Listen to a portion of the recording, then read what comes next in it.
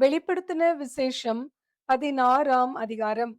அப்பொழுது தேவாலயத்திலிருந்து உண்டான ஒரு பெருஞ்சத்தம் அந்த 7 தூதருடனே, நீங்கள் போய் தேவனுடைய கோப கலசங்களை பூமியின் மேல் ஊற்றுங்கள் என்று சொல்லக் கேட்டேன். முதலாம் தூதன் போய் தன் கலசத்தில் உள்ளதை பூமியின் மேல் ஊற்றினான். உடனே மிருகத்தின் முத்திரையை தரித்தவர்களும் அதன் சொரூபத்தை வணங்குகிறவர்களுமாகிய மனுஷர்களுக்கு பொல்லாத கொடிய புண் உண்டாயிற்று. இரண்டாம் தூதன் தன் கலசத்தில் உள்ளதை சமுத்திரத்திலே ஊற்றினான். உடனே அது செத்தவனுடைய இரத்தம் போலாயிற்று. சமுத்திரத்தில் உள்ள பிராணிகள் யாவும் மாண்டு போயின.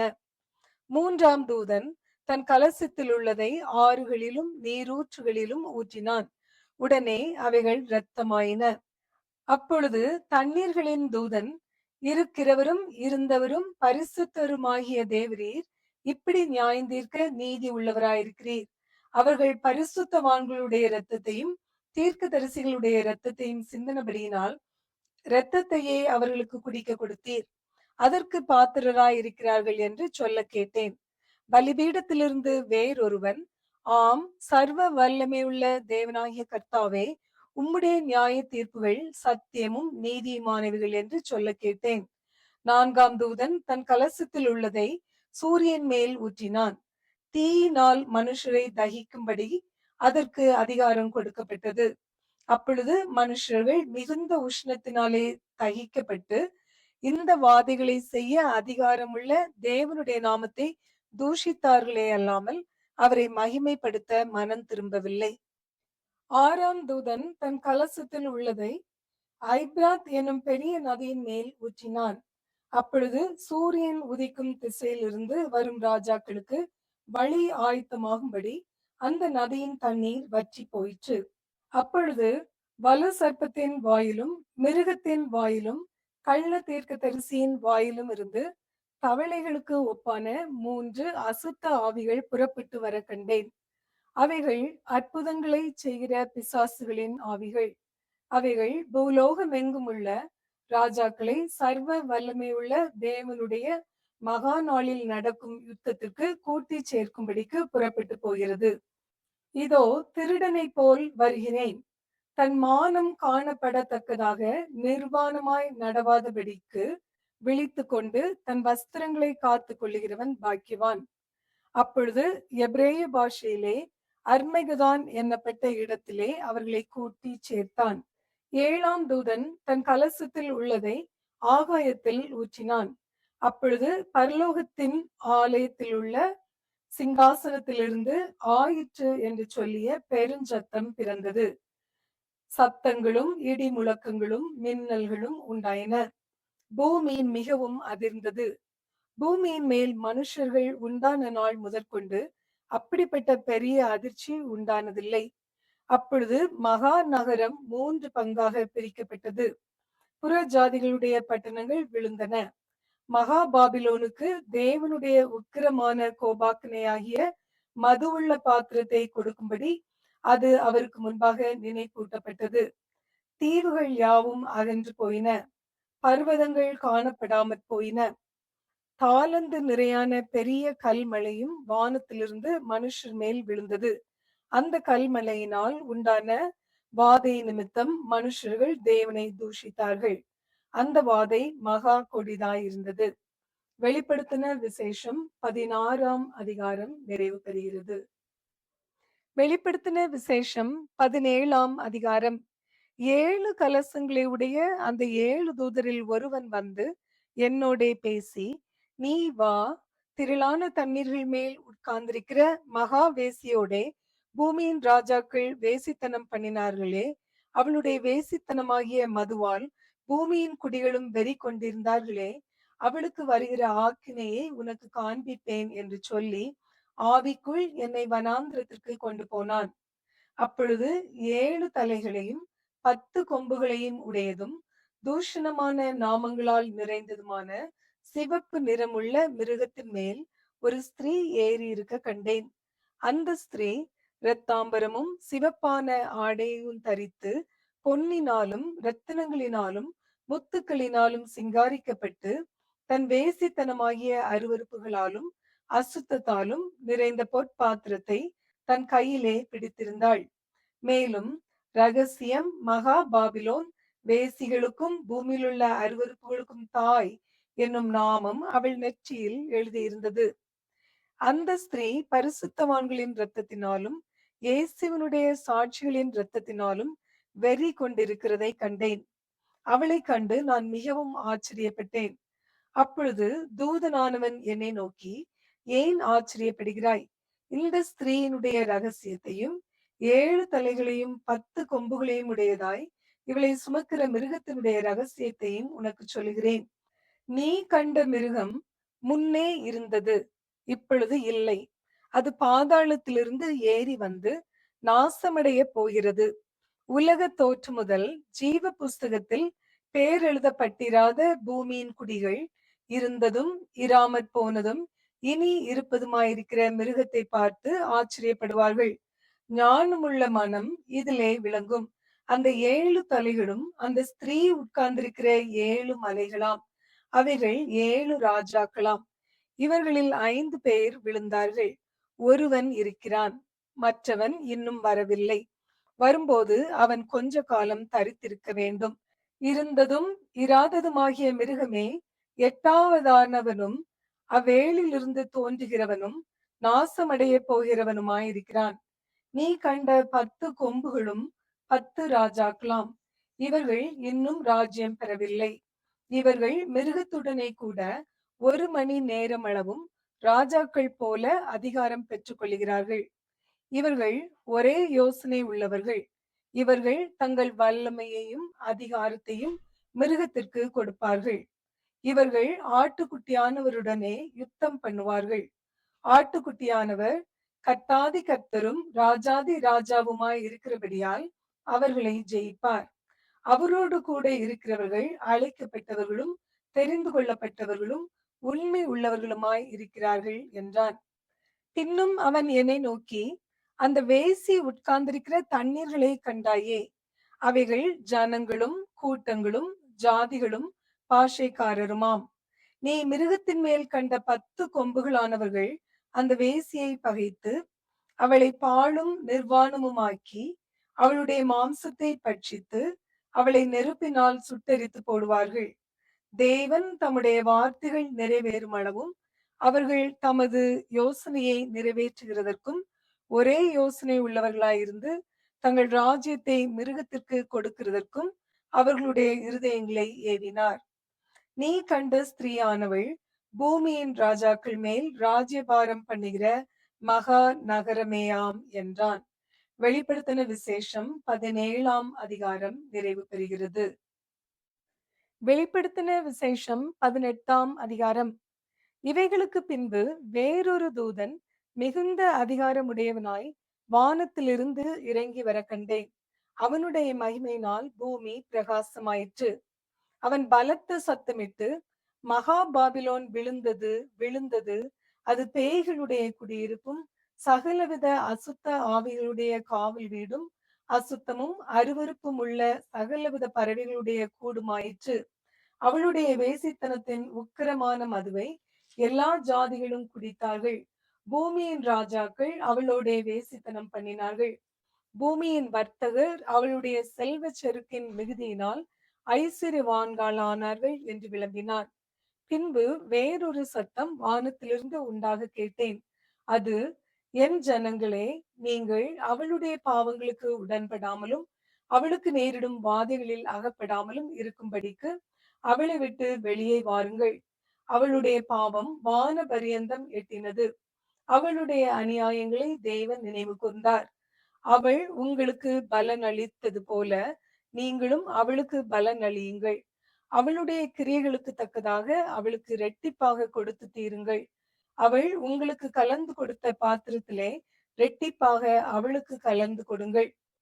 அவள் தன்னை மகிமைப்படுத்தி செல்வ செருக்காய் வாழ்ந்ததெவ்வளவோ அவ்வளவாய் வாதையையும் துக்கத்தையும் அவளுக்கு கொடுங்கள். நான் ராஜஸ்திரியாய் வீற்றிருக்கிறேன், நான் கைம்பெண் அல்ல, நான் துக்கத்தை காண்பதில்லை என்று அவள் தன் இருதயத்திலே எண்ணினாள். ஆகையால் அவளுக்கு வரும் வாதைகளாகிய சாவும் துக்கமும் பஞ்சமும் ஒரே நாளிலே வரும். அவள் அக்கினியினாலே சுட்டெரிக்கப்படுவாள். அவளுக்கு நியாய தீர்ப்பு கொடுக்கும் தேவனாகிய கர்த்தர் வல்லமை உள்ளவர். அவளுடனே வேசித்தனம் செய்து செல்வச் செருக்காய் வாழ்ந்த பூமியின் ராஜாக்களும் அவள் வேகிறதினால் உண்டான புகையை காணும்போது அவளுக்காக அழுது புலம்பி, அவளுக்கு உண்டான வாதையினால் பயந்து தூரத்திலே நின்று, ஐயையோ, பாபிலோன் மகா நகரமே, பலமான பட்டணமே, ஒரே நாளிகையில் உனக்கு ஆக்கினை வந்ததே என்பார்கள்.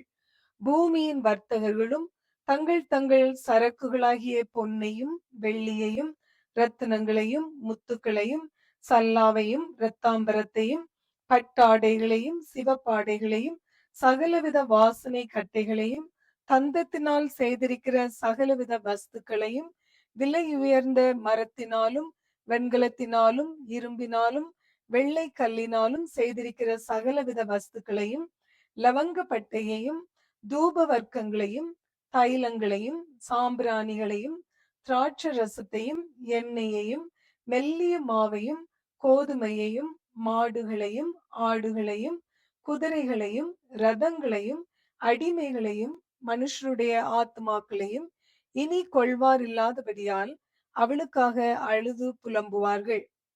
உன் ஆத்மா இச்சித்த பழ வர்க்கங்கள் உன்னை விட்டு நீங்கி போயின. கொழுமையானவைகளும் சம்பிரமானவைகளும் உன்னை விட்டு நீங்கி போயின. நீ அவைகளை இனி காண்பதில்லை.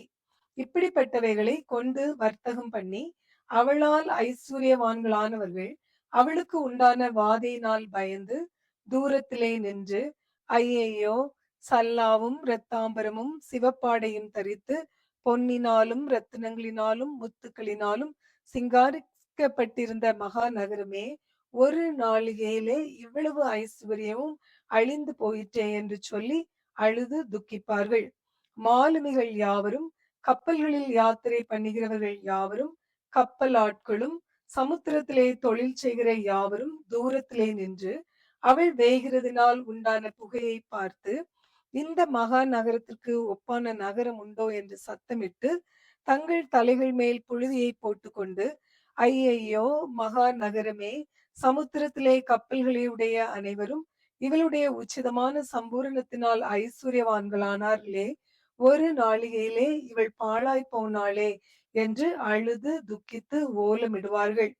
பரலோகமே, பரிசுத்தவான்களாகிய அப்போஸ்தலர்களே, தீர்க்க தரிசிகளே, அவளை குறித்து களி கூறுங்கள். உங்கள் நிமித்தம் தேவன் அவளை நியாயம் தீர்த்தாரே என்று தூதன் சொன்னான். அப்பொழுது பலமுள்ள தூதன் ஒருவன் பெரிய எந்திர கல்லையொத்த ஒரு கல்லை எடுத்து சமுத்திரத்திலே எறிந்து, இப்படியே பாபிலோன் மகா நகரம் வேகமாய் தள்ளுண்டு இனி ஒருபோதும் காணப்படாமற் போகும். சுரமண்டலக்காரரும் கீதவாத்தியக்காரரும் நாகசுரக்காரரும் எக்காலக்காரருமானவர்களுடைய சத்தம் இனி உன்னிடத்தில் கேட்கப்படுவதுமில்லை. எந்த தொழிலாளியும் இனி உன்னிடத்தில் காணப்படுவதுமில்லை. ஏந்திர சத்தம் இனி உன்னிடத்தில் கேட்கப்படுவதுமில்லை. விளக்கு வெளிச்சம் இனி உன்னிடத்தில் பிரகாசிப்பதுமில்லை. மணவாளனும் மணவாட்டிகளுமானவர்களுடைய சத்தம் இனி உன்னிடத்தில் கேட்கப்படுவதுமில்லை. உன் வர்த்தகர் பூமியில் பெரியோர்களாய் இருந்தார்களே, உன் சூனியத்தால் எல்லா ஜாதிகளும் மோசம் போனார்களே. தீர்க்கதரிசிகளுடைய இரத்தமும் பரிசுத்தவான்களுடைய இரத்தமும் பூமியில் கொல்லப்பட்ட அனைவருடைய இரத்தமும் அவளிடத்தில் காணப்பட்டது என்று விளம்பினான். வெளிப்படுத்தின விசேஷம் 18ஆம் அதிகாரம் நிறைவு பெறுகிறது. வெளிப்படுத்தின விசேஷம் 19ஆம் அதிகாரம். இவைகளுக்கு பின்பு பரலோகத்தில் திரளான ஜனக்கூட்டம் இடுகிற ஆரவாரத்தை கேட்டேன். அவர்கள் அல்லேலூயா, இரட்சணியமும் மகிமையும் கனமும் வல்லமையும் நம்முடைய தேவனாகிய கர்த்தருக்கே உரியது. அவருடைய நியாயத்தீர்ப்புகள் சத்தியமும் நீதியுமானவைகள். தன் வேசித்தனத்தினால் பூமியை கெடுத்த மகா வேசிக்கு அவர் நியாய தீர்ப்பு கொடுத்து தம்முடைய ஊழியக்காரரின் இரத்தத்திற்காக அவளிடத்தில் பழி வாங்கினாரே என்றார்கள். மறுபடியும் அவர்கள் அல்லேலூயா என்று சொல்லி ஆர்ப்பரித்தார்கள். அவளுடைய புகை என்றென்றைக்கும் எழும்புகிறது என்றார்கள். 24 மூப்பர்களும் 4 ஜீவன்களும் வணக்கமாய் விழுந்து ஆமேன் அல்லேலூயா என்று சொல்லி சிங்காசனத்தின் மேல் வீற்றிருக்கும் தேவனை தொழுது கொண்டார்கள். மேலும், நமது தேவனுடைய ஊழியக்காரரே, அவருக்கு பயப்படுகிற சிறியோரும் பெரியோருமானவர்களே, நீங்கள் யாவரும் அவரை துதியுங்கள் என்று ஒரு சத்தம் சிங்காசனத்திலிருந்து பிறந்தது. அப்பொழுது திரளான ஜனங்கள் இடும் ஆரவாரம் போலவும், பெரு வெள்ள இரைச்சல் போலவும், பலத்த இடி முழக்கம் போலவும் ஒரு சத்தம் உண்டாகி, அல்லேலூயா, சர்வ வல்லமையுள்ள தேவனாகிய கர்த்தர் ராஜ்யபாரம் பண்ணுகிறார். நாம் சந்தோஷப்பட்டு களி கூர்ந்து அவருக்கு துதி செலுத்த கடவோம். ஆட்டுக்குட்டியானவருடைய கல்யாணம் வந்தது. அவருடைய மனைவி தன்னை ஆயத்தம் பண்ணினாள் என்று சொல்ல கேட்டேன். சுத்தமும் பிரகாசமுமான மெல்லிய வஸ்திரம் தரித்து கொள்ளும்படி அவளுக்கு அளிக்கப்பட்டது. அந்த மெல்லிய வஸ்திரம் பரிசுத்தவான்களுடைய நீதிகளே. பின்னும் அவன் என்னை நோக்கி, ஆட்டுக்குட்டியானவரின் கல்யாண விருந்துக்கு அழைக்கப்பட்டவர்கள் பாக்கியவான்கள் என்று எழுது என்றான். மேலும், இவைகள் தேவனுடைய சத்தியமான வசனங்கள் என்று என்னுடனே சொன்னான். அப்பொழுது அவனை வணங்கும்படி அவனுடைய பாதத்தில் விழுந்தேன். அவன் என்னை நோக்கி, இப்படி செய்யாதபடிக்கு பார், உன்னோடும் இயேசுவை குறித்து சாட்சியிட்ட உன் சகோதரரோடும் கூட நானும் ஒரு ஊழியக்காரன். தேவனை தொழுதுகொள். இயேசுவை பற்றின சாட்சி தீர்க்க தரிசனத்தின் ஆவியா இருக்கிறது என்றான். பின்பு பரலோகம் திறந்திருக்க கண்டேன். இதோ ஒரு வெள்ளை குதிரை காணப்பட்டது. அதன் மேல் ஏறி இருந்தவர் உண்மையும் சத்தியமும் உள்ளவர் எனப்பட்டவர். அவர் நீதியாய் நியாயந்தீர்த்து யுத்தம் பண்ணுகிறார். அவருடைய கண்கள் அக்கினி ஜுவாலையை போல் இருந்தன. அவருடைய சிரசின் மேல் அநேக கிரீடங்கள் இருந்தன. அவருக்கே அன்றி வேறொருவருக்கும் தெரியாத ஒரு நாமமும் எழுதியிருந்தது. இரத்தத்தில் தோய்க்கப்பட்ட வஸ்திரத்தை தரித்திருந்தார். அவருடைய நாமம் தேவனுடைய வார்த்தை என்பதே. பரலோகத்தில் உள்ள சேனைகள் வெண்மையும் சுத்தமுமான மெல்லிய வஸ்திரம் தரித்தவர்களாய் வெள்ளை குதிரைகளின் மேல் ஏறி அவருக்கு பின் சென்றார்கள். புற ஜாதிகளை வெட்டும்படிக்கு அவருடைய வாயிலிருந்து கூர்மையான பட்டயம் புறப்படுகிறது. இருப்பு கோலால் அவர்களை அரசாளுவார். அவர் சர்வ வல்லமையுள்ள தேவனுடைய உக்ர கோபமாகிய மதுவுள்ள ஆலையை மிதிக்கிறார். ராஜாதி ராஜா கர்த்தாதி கர்த்தா என்னும் நாமம் அவருடைய வஸ்திரத்தின் மேலும் அவருடைய தொடையின் மேலும் எழுதப்பட்டிருந்தது. பின்பு ஒரு தூதன் சூரியனில் நிற்க கண்டேன்.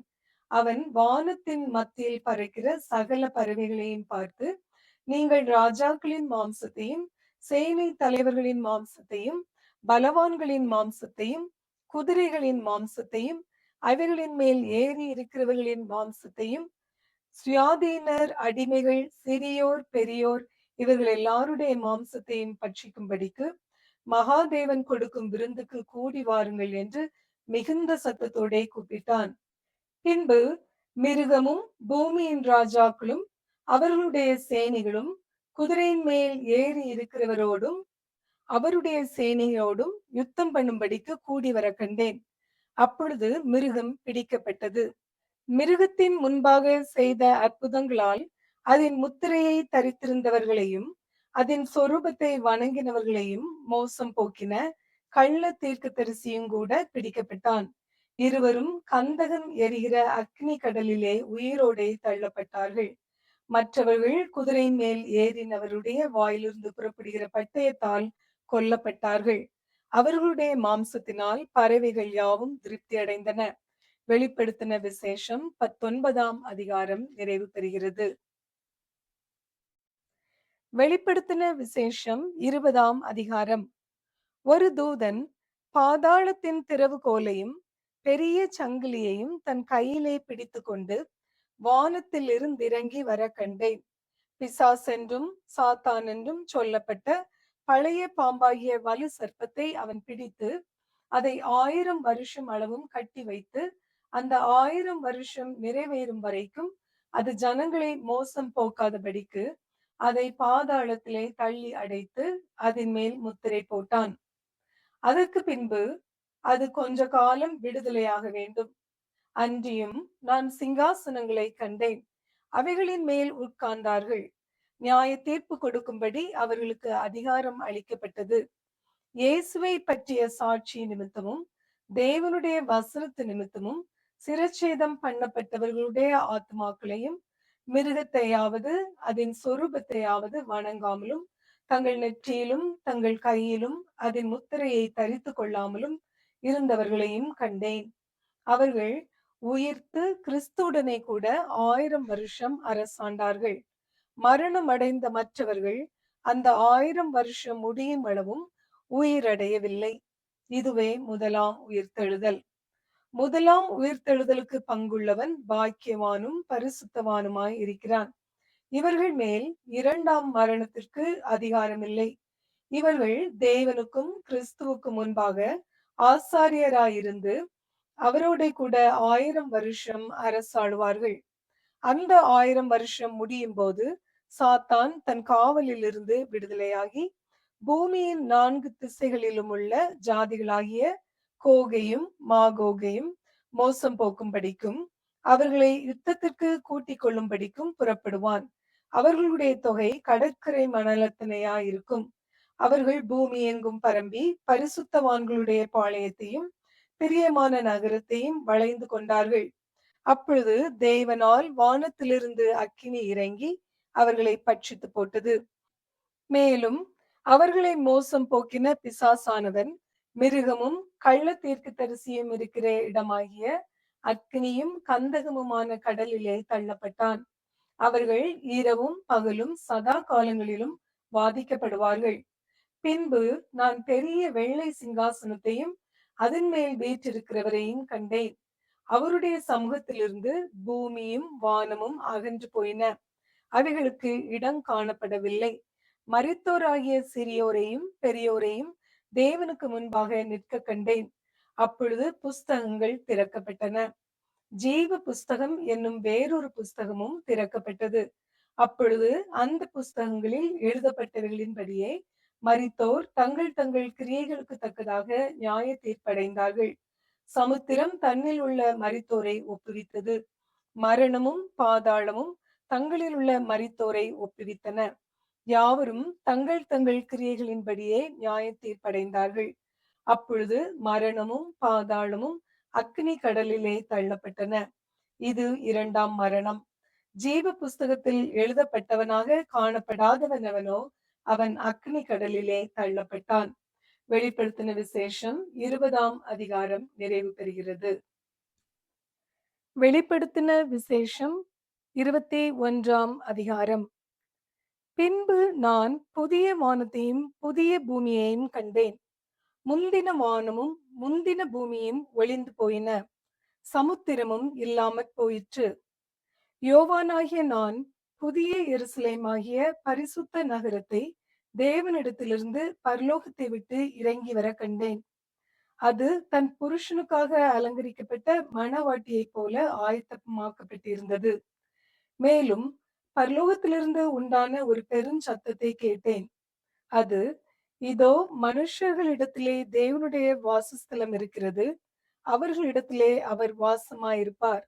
அவர்களும் அவருடைய ஜனங்களாயிருப்பார்கள். தேவன் தாமே அவர்களோட கூட இருந்து அவர்களுடைய தேவனாயிருப்பார். அவர்களுடைய கண்ணீர் யாவையும் தேவன் துடைப்பார். இனி மரணமும் இல்லை, துக்கமும் இல்லை, அலறுதலும் இல்லை, வருத்தமும் இல்லை. முந்தினவைகள் ஒளிந்து போயின என்று விளம்பினது. சிங்காசனத்தின் மேல் வீற்றிருந்தவர், இதோ நான் சகலத்தையும் புதிதாக்குகிறேன் என்றார். பின்னும் அவர், இந்த வசனங்கள் சத்தியமும் உண்மையுமானவைகள், இவைகளை எழுது என்றார். அன்றியும் அவர் என்னை நோக்கி, ஆயிற்று, நான் அல்பாவும் ஓமேகாவும் ஆதியும் அந்தமுமாய் இருக்கிறேன். தாகமாய் இருக்கிறவனுக்கு நான் ஜீவ தண்ணீரூற்றில் இலவசமாய் கொடுப்பேன். ஜெயம் கொள்ளுகிறவன் எல்லாவற்றையும் சுதந்திரித்துக் கொள்ளுவான். நான் அவன் தேவனாயிருப்பேன், அவன் என் குமாரனாயிருப்பான். பயப்படுகிறவர்களும் அவிசுவாசிகளும் அருவருப்பானவர்களும் கொலை பாதகரும் விபச்சாரக்காரரும் சூனியக்காரரும் விக்கிரகாராதனைக்காரரும் பொய்யர் அனைவரும் இரண்டாம் மரணமாகிய அக்கினியும் கந்தகமும் எரிகிற கடலிலே பங்கடைவார்கள் என்றார்.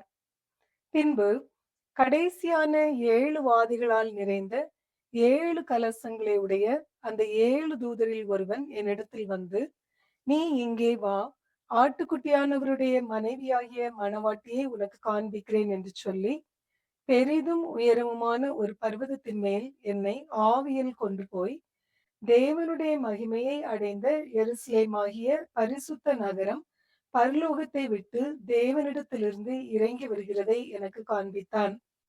அதன் பிரகாசம் மிகவும் விலை உயர்ந்த இரத்தின கல்லை போலவும், பளிங்கின் ஒளி உள்ள வச்சிரக்கல்லை போலவும் இருந்தது. அதற்கு பெரிதும் உயரமுமான மதிலும், கிழக்கே 3 வாசல்கள், வடக்கே 3 வாசல்கள், தெற்கே 3 வாசல்கள், மேற்கே 3 வாசல்கள் ஆக 12 வாசல்களும் இருந்தன. வாசல்களின் அருகே 12 தூதர்கள் இருந்தார்கள். அந்த வாசல்களின் மேல் இஸ்ரவேல் சந்ததியாராகிய 12 கோத்திரத்தாருடைய நாமங்களும் எழுதப்பட்டிருந்தன. நகரத்தின் மதிலுக்கு 12 அஸ்திபார கற்கள் இருந்தன. அவைகள் மேல் ஆட்டுக்குட்டியானவருடைய 12 அப்போஸ்தலரின் 12 நாமங்களும் பதிந்திருந்தன. என்னுடனே பேசினவன் நகரத்தையும் அதன் வாசல்களையும் அதன் மதிலையும் அளக்கிறதற்கு ஒரு பொற்கோலை பிடித்திருந்தான். அந்த நகரம் சதுரமாயிருந்தது. அதன் அகலமும் நீளமும் சமமாயிருந்தது. அவன் அந்த கோலினால் நகரத்தை அளந்தான். அது 12,000 ஸ்தாதி அளவாயிருந்தது. அதன் நீளமும் அகலமும் உயரமும் சமமாயிருந்தது. அவன் அதன் மதிலை அளந்தபோது அது தூதனுடைய அளவாகிய மனுஷ அளவின்படியே 144 முழமாயிருந்தது. அதன் மதில் வச்சிர கல்லால் கட்டப்பட்டிருந்தது. நகரம் தெளிந்த பளிங்குக்கு ஒப்பான சுத்த பொன்னாயிருந்தது. நகரத்து மதில்களின் அஸ்திபாரங்கள் சகலவித ரத்தினங்களினாலும் அலங்கரிக்கப்பட்டிருந்தன. முதலாம் அஸ்திபாரம் வச்சிரக்கல், இரண்டாவது இந்திரநீலம், மூன்றாவது சந்திரகாந்தம், நான்காவது மரகதம், ஐந்தாவது கோமேதகம், ஆறாவது பதுமராகம், ஏழாவது ஸ்வர்ண ரத்தினம், எட்டாவது படிகை பச்சை, ஒன்பதாவது புஷ்பராகம், பத்தாவது வைடூரியம், 11வது சுனீரம், 12வது சுகந்தி. இவைகளே 12 வாசல்களும் 12 முத்துக்களாயிருந்தன. ஒவ்வொரு வாசலும் ஒவ்வொரு முத்தாயிருந்தது. நகரத்தின் வீதி தெளிவுள்ள பளிங்கு போல சுத்த பொன்னாயிருந்தது. அதிலே தேவாலயத்தை நான் காணவில்லை. சர்வ வல்லமையுள்ள தேவனாகிய கர்த்தரும் ஆட்டுக்குட்டியானவருமே அதற்கு ஆலயம். நகரத்திற்கு வெளிச்சம் கொடுக்க சூரியனும் சந்திரனும் அதற்கு வேண்டுவதில்லை. தேவனுடைய மகிமையே அதை பிரகாசிப்பித்தது. ஆட்டுக்குட்டியானவரே அதற்கு விளக்கு. ரட்சிக்கப்படுகிற ஜனங்கள் அதன் வெளிச்சத்திலே நடப்பார்கள். பூமியின் ராஜாக்கள் தங்கள் மகிமையையும் கனத்தையும் அதற்குள்ளே கொண்டு வருவார்கள். அங்கே ராக்காலம் இல்லாதபடியால் அதன் வாசல்கள் பகலில் அடைக்கப்படுவதே இல்லை. உலகத்தாருடைய மகிமையையும் கனத்தையும் அதற்குள்ளே கொண்டு வருவார்கள். தீட்டுள்ளதும் அருவருப்பையும் பொய்யையும் நடப்பிக்கிறதுமாகிய ஒன்றும் அதில் பிரவேசிப்பதில்லை. ஆட்டுக்குட்டியானவரின் ஜீவ புஸ்தகத்தில் எழுதப்பட்டவர்கள் மாத்திரம் அதில் பிரவேசிப்பார்கள். வெளிப்படுத்தின விசேஷம் 21ஆம் அதிகாரம் நிறைவு பெறுகிறது. வெளிப்படுத்தின விசேஷம் 22ஆம் அதிகாரம். பின்பு பளிங்கை போல் தெளிவான ஜீவ தண்ணீருள்ள சுத்தமான நதி தேவனும் ஆட்டுக்குட்டியானவரும் இருக்கிற சிங்காசனத்திலிருந்து புறப்பட்டு வருகிறதை எனக்கு காண்பித்தான். நகரத்து வீதியின் மத்தியிலும் நதியின் இரு கரையிலும் 12 விதமான கனிகளை தரும் ஜீவ விருட்சம் இருந்தது. அது மாதந்தோறும் தன் கனியை கொடுக்கும். அந்த விருட்சத்தின் இலைகள் ஜனங்கள் ஆரோக்கியம் அடைகிறதற்கு ஏதுவானவைகள். இனி ஒரு சாபமும் இராது. தேவனும் ஆட்டுக்குட்டியானவரும் இருக்கிற சிங்காசனம் அதில் இருக்கும். அவருடைய ஊழியக்காரர் அவரை சேவித்து அவருடைய சமூகத்தை தரிசிப்பார்கள். அவருடைய நாமம் அவர்களுடைய நெற்றிகளில் இருக்கும். அங்கே ரா காலம் இராது. விளக்கும் சூரியனுடைய வெளிச்சமும் அவர்களுக்கு வேண்டுவதில்லை. தேவனாகிய கர்த்தரே அவர்கள் மேல் பிரகாசிப்பார். அவர்கள் சதா காலங்களிலும் அரசாளுவார்கள். பின்பு அவர் என்னை நோக்கி, இந்த வசனங்கள் உண்மையும் சத்தியமுமானவைகள். சீக்கிரமாய் சம்பவிக்க வேண்டியவைகளை தம்முடைய ஊழியக்காரருக்கு காண்பிக்கும் பொருட்டு பரிசுத்த தீர்க்க தரிசிகளின் கர்த்தராகிய தேவனானவர் தம்முடைய தூதனை அனுப்பினார். இதோ சீக்கிரமாய் வருகிறேன். இந்த புஸ்தகத்தில் உள்ள தீர்க்க தரிசன வசனங்களை கை கொள்ளுகிறவன் பாக்கியவான் என்றார். யோவானாகிய நானே இவைகளை கண்டும் கேட்டும் இருந்தேன். நான் கேட்டு கண்டபோது இவைகளை எனக்கு காண்பித்த தூதனை வணங்கும்படி அவன் பாதத்தில் விழுந்தேன்.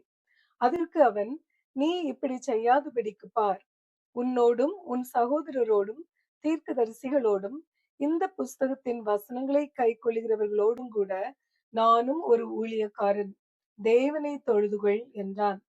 பின்னும் அவர் என்னை நோக்கி, இந்த புஸ்தகத்தில் உள்ள தீர்க்க தரிசன வசனங்களை முத்திரை போட வேண்டாம், காலம் சமீபமாயிருக்கிறது.